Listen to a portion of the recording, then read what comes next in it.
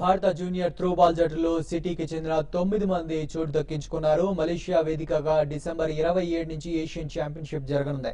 ఈ టోర్నీలో పాల్గొనే భారత జట్టుకు హైదరాబాద్ కు చెందిన 5 అబ్బాయిలు 4 అమ్మాయిలు ఎంపికయ్యారు. ఇటీవలే సెలక్షన్ ట్రయల్స్ నిర్వహించి వీరిని ఎంపిక చేసినట్టు తెలంగాణ త్రోబాల్ అసోసియేషన్ తెలిపింది. జూనియర్ ఛాంపియన్షిప్ భారత్ కు టైటిల్ గెలిచే సత్తా ఉందని Telangana throwball association president Naveen Yadav చెప్పారు. త్రోబాల్ క్రీడకు మరింత ఆదరణ పెంచేందుకు త్వరలో లీగ్ కూడా ప్రారంభించనున్నట్టు వెల్లడించారు.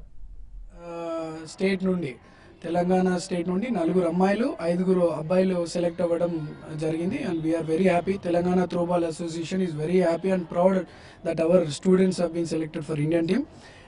ఈ కాంపిటీషన్లో తప్పకుండా ఇండియా గెలుస్తుందని మేము భావిస్తున్నాము అండ్ నమ్ముతున్నాము. Because we have seen their hard work, their talent.